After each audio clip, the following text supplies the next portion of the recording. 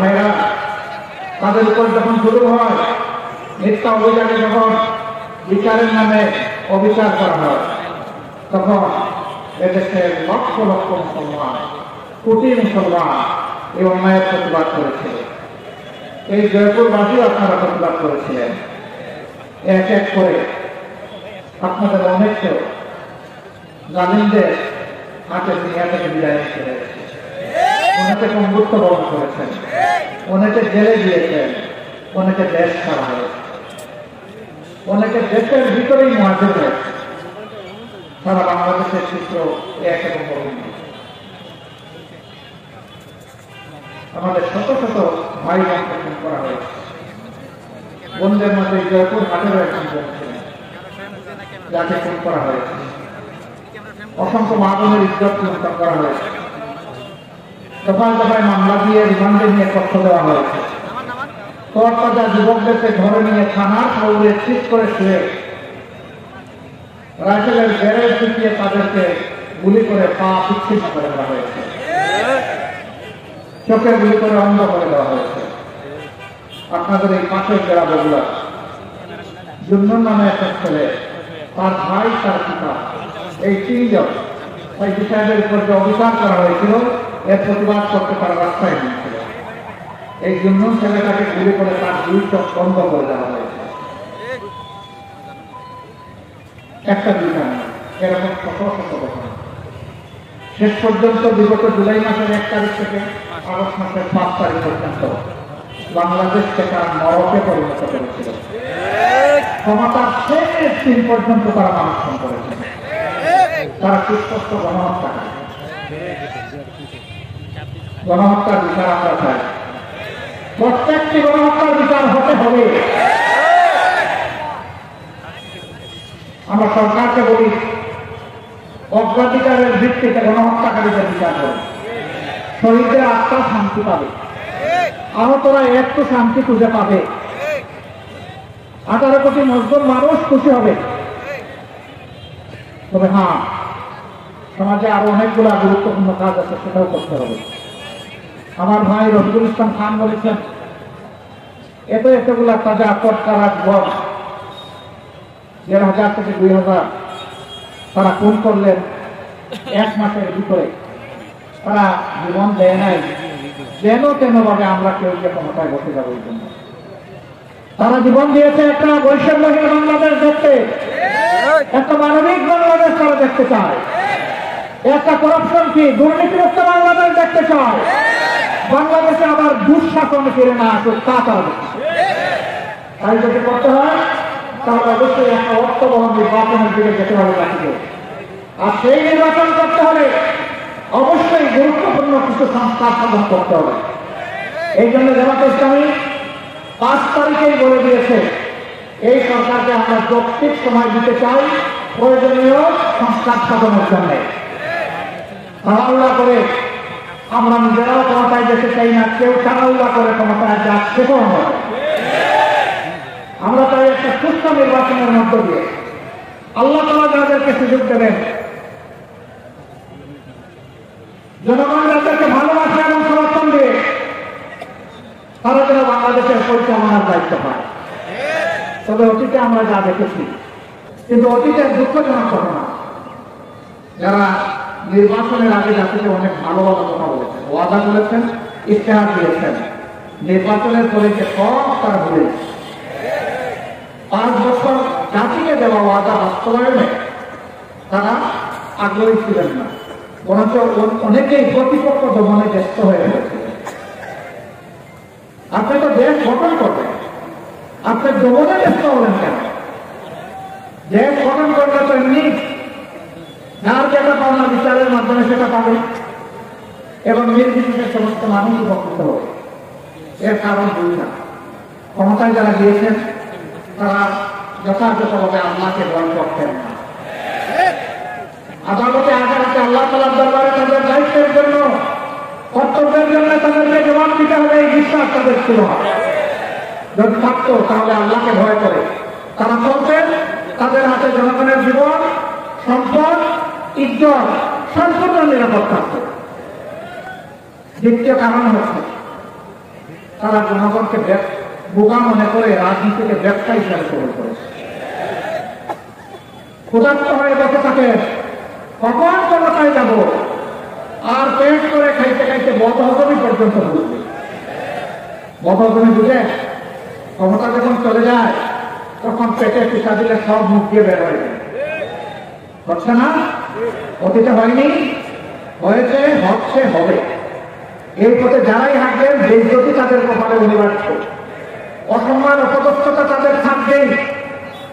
মানুষ কেন টাকার গোলাম হবে, সম্পদের গোলাম হবে? মানুষ তো আল্লাহর গোলাম হবে। মানুষ যখন আল্লাহর গোলাম হবে, প্রত্যেকটা মানুষকে সম্মান করবে, ভালোবাসবে।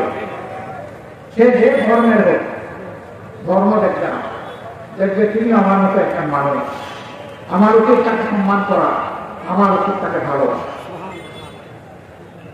অনেকে বলে নির্বাচিত হওয়ার আগে, নির্বাচনের সময় ছেলেকেও বাবা ডাকে, বাবাকেও বাবা ডাকে, বলে আপনাকে তো আমার বাবার মতো লাগে। আমাদের ওইদিকে একজন ভদ্রলোক খুব জ্ঞানী ছিলেন, বললেন যে এত বাবাকে বানাইতে পারবে না, বাকি আমি না বললাম, বুঝছেন তো? বলছে, এরপরে জিজ্ঞেস করছে, আচ্ছা এখন যে বাবা ডাকছেন নির্বাচনের পরে মনে থাকবে তো? বলেন নির্বাচিত হওয়ার 1.5 বছর পরে ভদ্রলোক ওনার সাথে একটু মোলাকাত করতে গেছে, তো বলে যে আপনাকে আমি কোথায় দেখেছি মনে হয়? হ্যাঁ, মানুষ তার বাবাকে ভুলে যায়, এখন দেখতে পারলাম। এগুলা ফেলতে লাগে। 5 বছর আর স্মরণ থাকে না। স্মরণ থাকে একটা জিনিস, আবারও কিভাবে ক্ষমতায় আসে। এই জন্য নির্বাচন হয় 14 সালে, সেখানে মানুষ যায় না। নির্বাচন হয় 18 সালে, সেখানে নিশিরাতের নির্বাচন হয় 24 সালে, সেখানে হয় আমি আর মামুন, আমি আর জামিন নির্বাচন। একই দলের মধ্যে প্রতিদ্বন্দ্বিতা, মানুষকে নিয়ে তামসা করা হচ্ছে। মানুষের ভোটের অধিকার, ন্যায়াধিকার করার অধিকার, খাওয়ার অধিকার, বাসার অধিকার, সমস্ত অধিকার, শিক্ষার অধিকার, স্বাস্থ্য সেবার অধিকার সব তৎসৎ করে দেওয়া হয়েছে। আমরা সেই অধিকারগুলো দেখতে চাই যে আবার মানুষের অধিকার মানুষের কাছে ফিরে এসেছে। কিভাবে আসবে? অতীতে যারা মানুষের অধিকার লুণ্ঠন করেছে, তাহলে ভবিষ্যতে আবার তাদেরকে ক্ষমতায় আনতে হবে, তাই না? লুণ্ঠনকারীদেরকে আর ক্ষমতায় আনা যাবে না। বর্তমানে যদি কেউ লুণ্ঠনকারী হয়ে থাকে, তাহলে তাকে কি আরেকবার পরীক্ষা করার দরকার আছে? দরকার নেই। এত কষ্ট, এত দুর্বিষহ যন্ত্রণা দেওয়া হয়েছে বাংলাদেশ জামাত ইসলামীকে, কিন্তু আল্লাহর অশেষ মেহেরবানি আমরা আমাদের সহকর্মীদেরকে আপনাদেরকে অনুরোধ জানিয়েছিলাম, শান্ত থাকুন, ধৈর্য ধরুন এবং দেশ গঠনে অংশগ্রহণ করুন। আমরা বলেছিলাম, সাবধান, আমাদের একজন সমর্থক কিংবা শুভাকাঙ্ক্ষীর হাতও যেন কারো সম্পদের দিকে অন্যায়ভাবে না যায়। কেউ চাঁদা নেবেন না, কেউ ফুটপাত দখল করবে না, কেউ কোন স্ট্যান্ডে গিয়ে দখলদারি দাবি করবে না।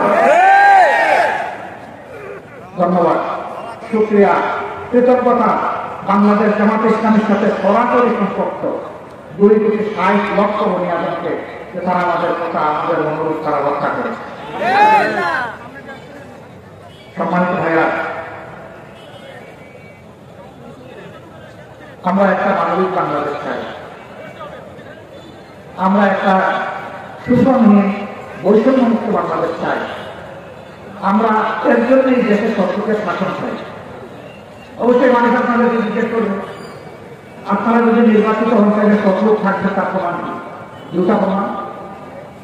একটা 2001 সাল থেকে 6-7 আমাদের সরকারে আমাদের জামাত এবং সেক্রেটারি জেনারেল মন্ত্রী ছিলেন। আজ পর্যন্ত কেউ প্রমাণ করতে পারেনি যে তাদের হাতে বিস্তা আঙ্গুলের দুর্নীতির কোনো গন্ধ লেগেছে, কেউ বলতে পারে। আমাদের 63 জন এমপি ছিলেন বিভিন্ন কারণে, একই কথা তাদের দেন। 2024 সালের 5 আগস্ট আমরা প্রমাণ দিয়েছি যে আমরা আল্লাহকে ভয় করি। আমাদের হাতে কারো সম্পদ ক্ষতিগ্রস্ত হয়নি, লুণ্ঠিত হয়নি, চাঁদা চাইনি, চাঁদা চাইব না। যদি আল্লাহ তাআলার ইচ্ছা হয় জনগণের ভালোবাসায় জামাত ইসলামী নির্বাচিত হয়, ইনশাআল্লাহ আমরা দেশের মালিক হব না, আপনাদের সম্পদের মালিক হব না, আমরা হব আপনাদের এবং আপনাদের সম্পদের ইজ্জতের চৌকিদার, পাহারাদার। আমরা পাহারা দিব, আমাদের জনগণ রাতে শান্তিতে ঘুমাবে। আরেকটা কথা ভেরি ক্লিয়ারলি বলতে চাই, ধর্মের কারণে কারোর উপর সামান্য কোনো আঘাত আসুক, বৈষম্য হোক, তা আমরা বরদাস্ত করব। যদি বাংলাদেশে মসজিদ পাহারা দেওয়ার দরকার না হয়, তাহলে ওরকম একটা সরকার চায় না, তখন ইনশাআল্লাহ মন্দির, প্যাগোডা, চার্চ, মঠ কিছুই পাহারা দেওয়ার দরকার হবে না। যারা এদেশে জন্ম নেবেন, বসবাস করবেন, তারা সকলে এদেশের গর্বিত নাগরিক। তারা কোন ধরনের এটা দেখার দরকার নেই।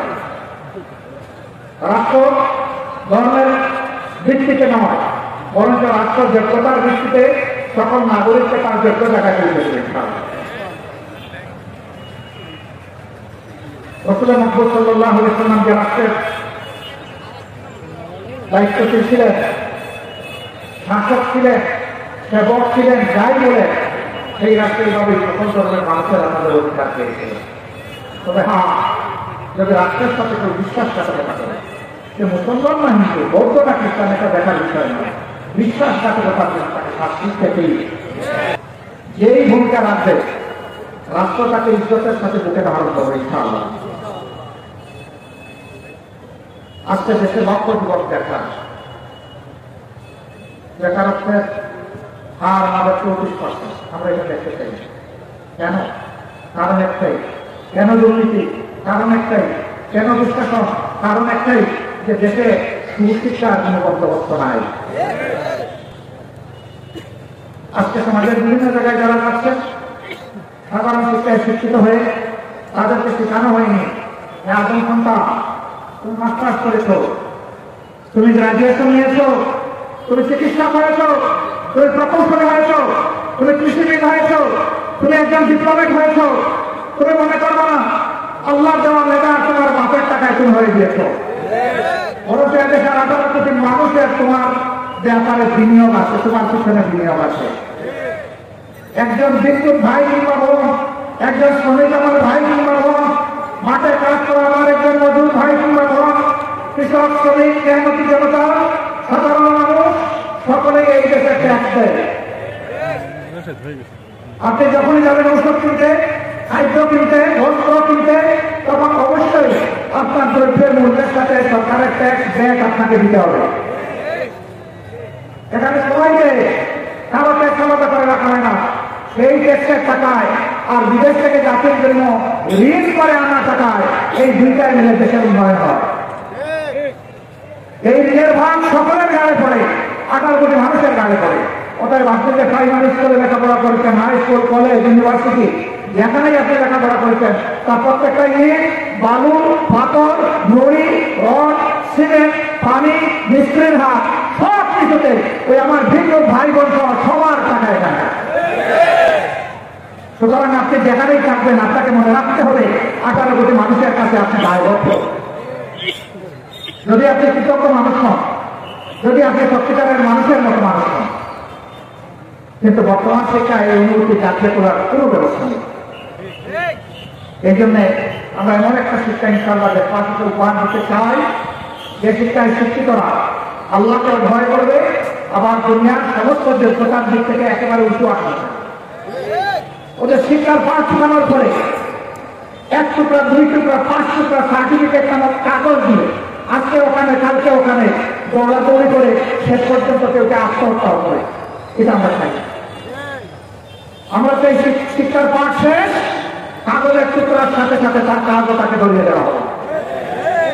প্রত্যেকটা যুবক যুবতীর হাতকে লেখ করার কারিগরের হাতে পরিণত করা হবে। এই শিক্ষা যদি আমরা সমাজে কায়েম করতে পারি, সমাজ থেকে দুর্নীতি এবং দুঃশাসন বিদায় নেবে।